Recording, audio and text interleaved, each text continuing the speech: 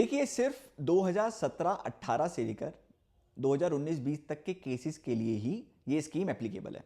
अगर इसके बाद के कोई केसेस हैं तो आपको इंटरेस्ट और पेनल्टी का बेनिफिट नहीं मिलेगा।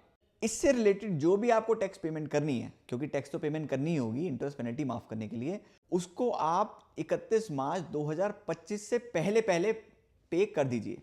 अगर नहीं करेंगे तो बेनिफिट नहीं मिलेगा।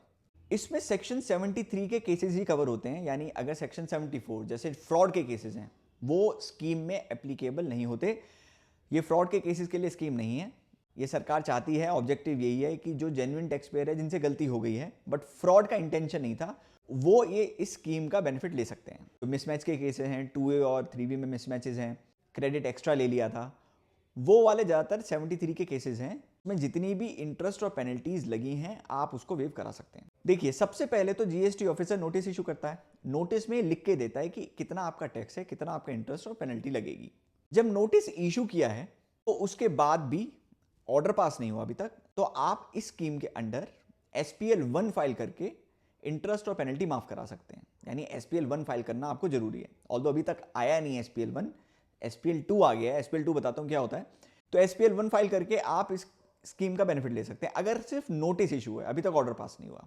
अगर ऑर्डर पास हो चुका है और आपने अपील फाइल नहीं करी है तो उस केस में आप इस स्कीम का बेनिफिट ले सकते हैं। सेक्शन 73 का ऑर्डर बात कर रहा हूं मैं, और कोई ऑर्डर की बात नहीं कर रहा हूं। तो यानी नॉन फ्रॉड केसेस में आपके पास वैसे ज्यादातर केसेस नॉन फ्रॉड के ही हैं। तो अगर सेक्शन 73 का केस है, आपका ऑर्डर पास हो चुका है, अपील आपने फाइल नहीं करी है, तो आप इस स्कीम का बेनिफिट ले सकते हैं। अगर आपने अपील फाइल कर दी है तो स्कीम का बेनिफिट तभी ले पाएंगे अगर आपने विड्रॉ कर दिया है अपनी अपील से, तो उसका प्रूफ लगाना पड़ेगा SPL 2 में। जब आपने अपील फाइल कर दी है, हो सकता है कि मैटर डिसाइड हो चुका हो। मैटर डिसाइड होने के बाद ट्रिब्यूनल के पास जाता है। तो ऑल्दो इसमें लिखा हुआ है कि अगर मैटर डिसाइड हो चुका है तो भी आप इस स्कीम का बेनिफिट ले सकते हैं, मगर मैंने ये देखा है कि अभी तक अपील में इतने सारे केसेस हैं कि मैटर ज़्यादा डिसाइड नहीं हुए हैं। मैक्सिमम केसेस अभी ऑर्डर और अपील के बीच में ही रुके हुए हैं। तो अगर आपने अपील फाइल कर दी है तो आपको विड्रॉ करनी जरूरी है, उसका प्रूफ लगाना पड़ता है SPL 2 में। इस स्कीम में ये नहीं लिखा कि आपको पेमेंट कैश के थ्रू ही जमा करानी है। हो सकता है कि आपके इलेक्ट्रॉनिक क्रेडिट लेजर में कुछ अमाउंट रखा है तो आप उसको यूज कर सकते हैं, बट ये सिर्फ फॉरवर्ड चार्ज के केस में ही कर सकते हैं। रिवर्स चार्ज की अगर डिमांड है, सपोज आप पर रिवर्स चार्ज एप्लीकेबल था, आपको किसी के बिहाफ पे टैक्स जमा कराना था, आपने कोई खर्चा किया था, तो उस केस में आपको रिवर्स चार्ज में कैश ही जमा कराना होता है। वो तो नॉर्मली डिमांड्स में भी ऐसे ही होता है कि जब रिवर्स चार्ज की डिमांड होती है उसमें आप क्रेडिट लेजर यूज करके डिमांड की पेमेंट नहीं कर सकते। इस केस में भी, इस स्कीम में भी अगर आपका रिवर्स चार्ज का कोई डिमांड आई है तो टैक्स की पेमेंट आपको कैश में ही करनी पड़ेगी। इंटरेस्ट पेनल्टी माफ हो जाएगी आपकी, बट कैश में करनी पड़ेगी। अदर केसेस में, जैसे फॉरवर्ड चार्ज के केस हैं, उस केस में आपको जरूरत नहीं है कैश में पे करने की, वो आप क्रेडिट लेजर यूज कर सकते हैं।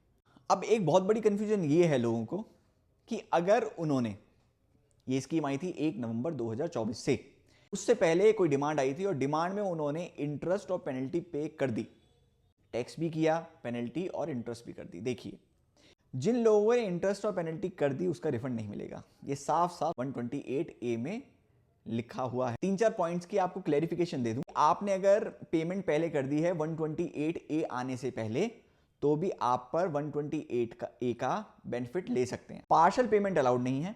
अगर आपकी डिमांड थी 3-4 मुद्दों में, अलग अलग तरीके से कुछ पॉइंट्स थे, जैसे 2A 3B का मिसमैच था या GSTR 1 और सेल का मिसमैच था, तो 3-4 पॉइंट्स हैं, तो ये सेक्शन कहता है कि वेवर आपको तभी मिलेगा आप जब पूरी चीजों का, यानी ऐसा नहीं है कि आपने पार्शली तो एक्सेप्ट कर लिया और पार्शल की अपील फाइल कर दी, ऐसा नहीं है। ऑर्डर या तो पूरा अपील में जाएगा या बिल्कुल नहीं जाएगा। अगर पूरा अपील में गया तो इसका स्कीम का नहीं मिलेगा, और इस स्कीम को लेने के लिए आपको इस ऑर्डर के अगेंस्ट आधी चीजों, यानी एक भी पॉइंट की अपील फाइल करना अलाउड नहीं है। तो वेवर पार्शली नहीं हो सकता, फुली हो सकता है। आपके पास मल्टीपल पीरियड्स के नोटिस आए हैं। नोटिस, एक ही नोटिस में मल्टीपल पीरियड्स डाले हुए हैं, जैसे 17, 18, 18, 19, 20, 20, 21। तो 20, 21 के लिए आपको बेनिफिट नहीं मिलेगा, समझ रहे हैं? 17, 18, 18, 19 और 19, 20 के लिए ही आपको इंटरेस्ट और पेनल्टी का बेनिफिट मिलेगा। हो सकता है नोटिस और डिमांड ऑर्डर्स में आते हैं 4 साल का एक साथ डिमांड बना दिया, तो आपको सिर्फ ये 3 सालों का ही बेनिफिट मिलेगा। ITC आप यूज कर सकते हैं। इरोनियस रिफंड अगर लिया है आपने, अगर गलत तरीके से रिफंड लिया है तो आप स्कीम का बेनिफिट नहीं ले सकते। आपको सिर्फ 73 के केसेस कवर हैं इसमें। ये वो केसेस भी कवर नहीं होते जब आपने लेट पेमेंट ऑफ टैक्स किया, उसका इंटरेस्ट लगा, उसको भी आप स्कीम में बेनिफिट वेव नहीं करा सकते। लास्ट पॉइंट, अगर आपने SPL2 फॉर्म फाइल किया, हो सकता है कि GST ऑफिसर को वो फॉर्म किसी पैरामीटर्स में गलत लग रहा है और उसने वो रिजेक्ट कर दिया। रिजेक्शन की भी पावर है। इस फॉर्म को आप ये मत समझिए कि हमने फाइल किया और बेनिफिट मिल जाएगा इंटरेस्ट और पेनल्टी का। तो हमने SPL2 फॉर्म फाइल किया, ऑल्दो एक बात और बता दूं बीच में कि SPL2 फॉर्म फाइल करने के बाद अगर GST ऑफिसर ने कोई एक्शन नहीं लिया तो वो ऑटोमेटिक अप्रूव हो जाएगा। बट अगर उसने रिजेक्शन ऑर्डर पास कर दिया तो उसके अगेंस्ट, उस रिजेक्शन ऑर्डर के अगेंस्ट आप अपील फाइल कर सकते हैं।